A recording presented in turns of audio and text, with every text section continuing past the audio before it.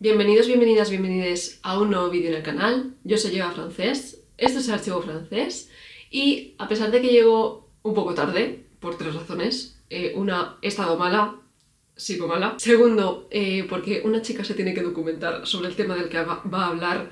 Y tercero, porque estoy un poco harta de la cultura de la inmediatez y pues bueno, esa es la excusa para decir que llego tarde a hablar de un tema que se hizo viral hace unas cuantas semanas, un mes aproximadamente. Y pues con las noticias que fueron surgiendo alrededor del tema, pues me ha dado por investigar y pues hacer un vídeo ensayo. Voy a aprovechar para hacer un debate, una disertación, un rant sobre la espectacularización, la mercantilización o la culturización de la violencia. La noticia viral que ha tenido repercusión para poder un poco reflexionar colectivamente sobre este tema y explorar este debate, decía lo siguiente: la madre de los niños asesinados por José Bretón ante el libro sobre el crimen. No podemos dar voz a los asesinos. Para quien no conozca el caso de José Bretón, sus hijos, el asesinato por parte del padre hacia sus hijos, os dejo por la cajita de la descripción, aparte de todos los enlaces que he escogido para mi investigación y para pues, mi documentación para este vídeo. Os dejo también pues eso, que os pone la noticia de contexto, os pone muy en contexto sobre el asesinato que ocurrió en 2011. El titular que he leído era de eldiario.es, que es uno de los periódicos de referencia para mí, y he visto más noticias alrededor de este libro, ¿no? El odio, de Luis G. Martín, que se iba a publicar en Anagrama. Leo que el autor del odio, Luis G. Martín, mantuvo correspondencia con el asesino desde 2021 para así poder preparar este libro. Y el propio autor y la editorial aseguran que este libro trata de dilucidar una violencia extrema, las condiciones en las que se produce y las implicaciones filosóficas y éticas de la crueldad como una pulsión en lo humano. Así que, pues bueno, a pesar de que este libro, que se hubiera publicado a finales de este mes de marzo, hubiera sido un ensayo sobre las pulsiones humanas, del odio, de la violencia y todo lo demás, a mí me ha servido un poco el contexto de esta noticia para indagar un poco más sobre el true crime y por qué todo el mundo está tan obsesionado con la violencia, los asesinos, el odio, el dolor y por qué eso se ha convertido en cultura. El género del true crime y su auge. Para centrarnos un poco más en la mercantilización y la culturización de la violencia y el dolor, tenemos que centrarnos en el true crime, que es un género que está ahora muy en auge, y pues bueno, vamos a explorar un poco, a desengranar un poco lo que es el true crime. El true crime es un género que combina pues dos palabras, que es true, verdadero, y crime, crimen. Y bueno, basándome en varios artículos de la revista Contexto y también en mis estudios universitarios, he podido recordar y repasar que hasta mediados de los 80 aproximadamente, los productos culturales que se vendían hasta esa fecha eran unos productos basados en una línea ficcional. Se hacían, se generaban, se ideaban con esta idea de crear un mundo ficticio y una historia, una narración a través de ello, ¿no? Pero a mediados de los 80, a principios de los 90, se crea una ruptura de lo que es la ficción. Así que se busca que todos los productos culturales sean lo más cercanos a la realidad posible. Y efectivamente es ahí, en esa época, en la que nacen los reality shows, que no podemos negar que siguen bastante vigentes a día de hoy. Y relacionándolo también un poco con la cultura literaria, ¿no? Podemos ver que con el auge de la autoficción y la ficción del yo, estamos viendo que cada vez los productos culturales en general, da igual cuál sea el formato, se consumen a una mayor escala cuanto más fiel a la realidad o más cercano a lo real es. Citando a Víctor Puello, en este clima de inmediatez típico del capitalismo demasiado tardío, no resulta tan extraño que el crimen sea reducido a un documento forense del crimen y que las narrativas policíacas sean paulatinamente desplazadas por el true crime. Un nuevo positivismo, por el que nuestros cuerpos consumen la realidad en sí, había emergido como la clave de lo que Mark Fisher llamó realismo capitalista. De esta manera pasábamos del crimen basado en hechos reales al crimen real, del relato mediado por la escritura al relato inmediato. En este mismo artículo, Puello explica que desde el inicio de la humanidad se han generado relatos que intentan meter miedo y encauzar a la sociedad a través de este miedo y este terror para poder pues, gestionar a la sociedad tal y como los cánones quieren, ¿no? Un ejemplo claro podrían ser todas esas historias que contaban en la iglesia o cuentan en la iglesia sobre pecados capitales, pecados en general, gente pecadora que luego se va al infierno y el demonio, bla, bla, bla. Ahora en la actualidad, que se supone que las sociedades no son tanto una sociedad basada en una religión, da igual qué religión sea, el relato del miedo ya no se basa en el demonio, sino en el mal, en lo desconocido, en lo inhumano, en lo irracional, en lo poco ético. En fin, que si juntamos todas esas fórmulas de exponer la realidad tal cual, lo más cercano a la realidad posible,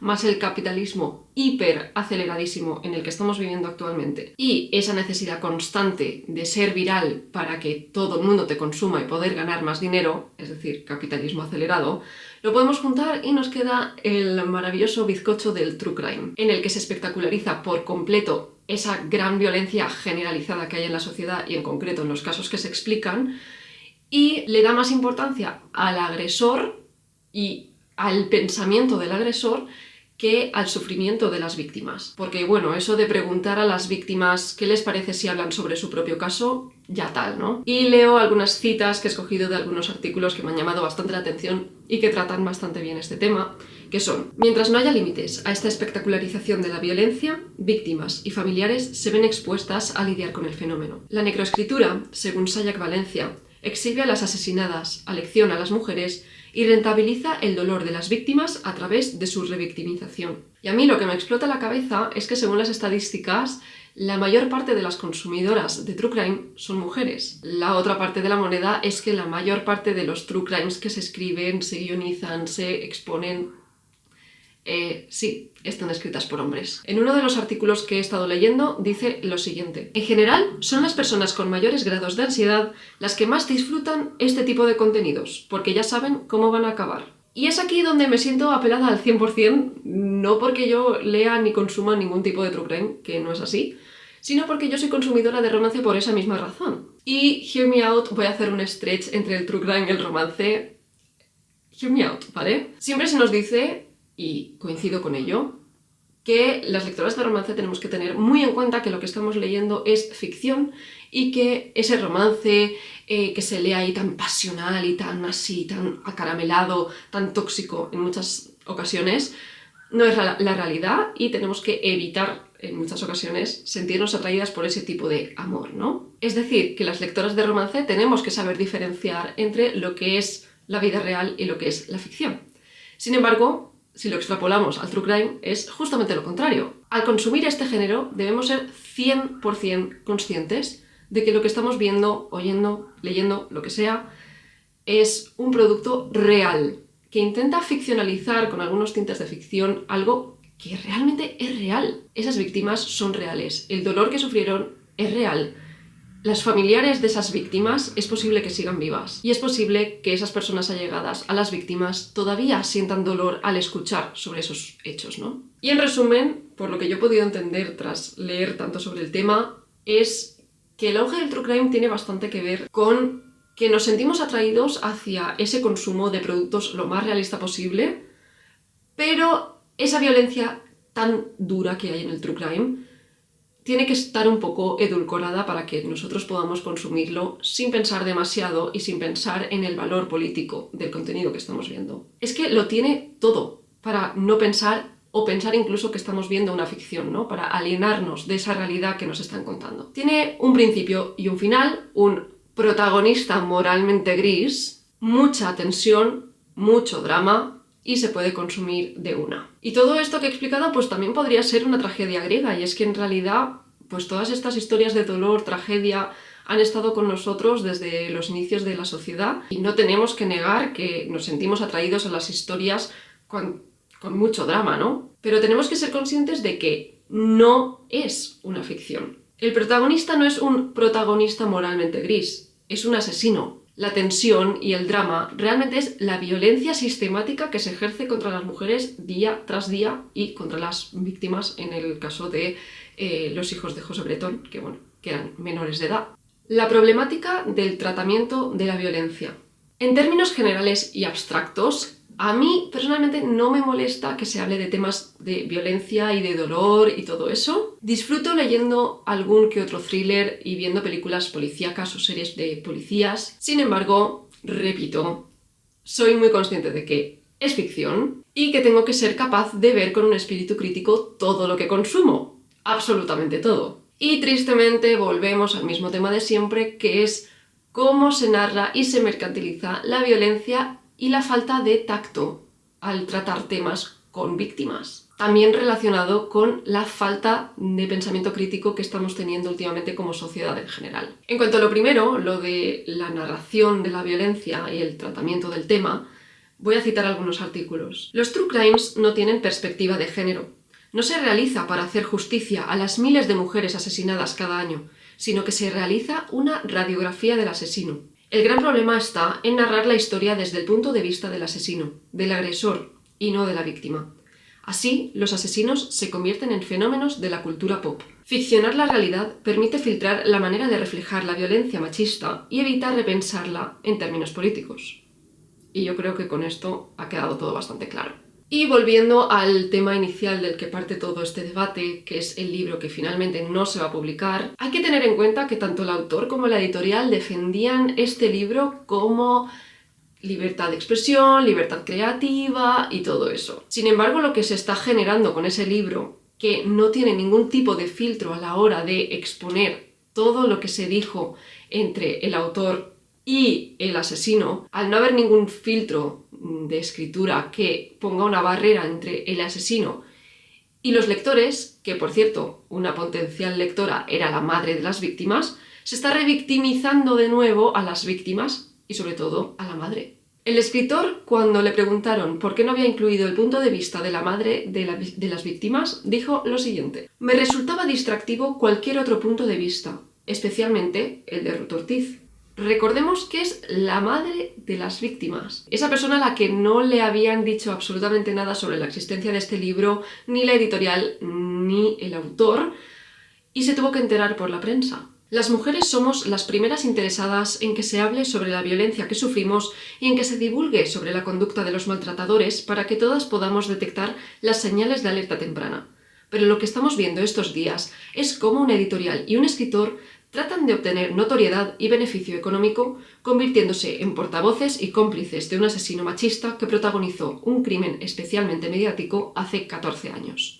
Hemos podido leer cómo el escritor, excusándose en su necesidad de entender la motivación del crimen, se limita a transcribir las declaraciones del asesino que, como buen manipulador, aprovecha la oportunidad para culpar de todo a la madre de los niños y lanzarle unos cuantos dardos venenosos expresamente ideados para mantenerla muchas noches en vela.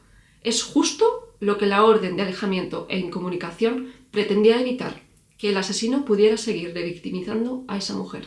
Conclusiones. No pretendo ser ni la policía de la cultura, ni tengo que decir a absolutamente nadie qué consumir, ni nada de eso, solo faltaría, pero con este vídeo simplemente quería exponer los peligros de lo que consumimos y las decisiones que tomamos y el impacto que puede tener lo que consumimos en nuestro día a día. Esta casi publicación ha hecho que se reaviven muchos sentimientos dolorosos por parte de la víctima de violencia vicaria, que fue Ruth Ortiz, y pues se podría haber evitado efectivamente todo este dolor que ha vuelto a pasar la mujer si no se hubiera publicado o intentado publicar este libro, o si Anagrama tuviera un poco más de criterio editorial, pero bueno, ese supongo que es otro tema, o no. Yo espero que con este tema y con este vídeo en concreto, si puede ser, nos ayude un poco a reflexionar sobre qué consumimos, la manera en la que lo consumimos nosotros, los consumidores, y sobre todo de qué manera están tratados los temas que tratan en las cosas que consumimos. Luis G. Martín, el autor de El odio, comentó que todo este revuelo que se ha montado tiene mucho sentido con el tipo de sociedad a la que nos estamos encaminando, en la que el resentimiento preventivo sustituye al pensamiento crítico. En fin, quizás no sea resentimiento preventivo, sino pensamiento crítico y reflexión previa a tus propios actos, ¿no? Quizás la gente que piensa como lo que acabo de citar, piensa lo que piensa porque el pensamiento crítico no siempre está de su lado. Bueno, se me dan fatal las conclusiones, pero yo creo que la idea ha quedado bastante clara. Una cosa que quiero asentar y dejar asentado y que la gente lo reflexione es que todo lo que consumimos es política. Y es que está genial consumir sin pensar demasiado, todo el mundo lo necesitamos y yo formo parte de ello. Yo me veo series estúpidas, me leo libros estúpidos porque simplemente quiero apagar el cerebro y no pensar, pero siempre tenemos que tener ahí un poco la bombilla encendida del pensamiento crítico para podernos dar cuenta de lo que estamos consumiendo y que nos salten las alarmas si vemos algo escandaloso, como lo que íbamos a poder leer el 26 de marzo de 2025. Sobre todo porque tenemos que reflexionar en qué gastamos nuestro tiempo y nuestro dinero. La conclusión es que todo es política. Siempre. Espero que os haya gustado este vídeo ensayo. Hacía un montón de tiempo que no hacía algo así. Estoy un poco oxidada en el tema de la exposición de temas y de opiniones. Espero que os haya gustado el vídeo. Si es así, dadle like, comentadme cosas al respecto que yo ahí os contestaré. Si no estáis suscritos podéis suscribiros y nos vemos en el próximo vídeo. ¡Adiós!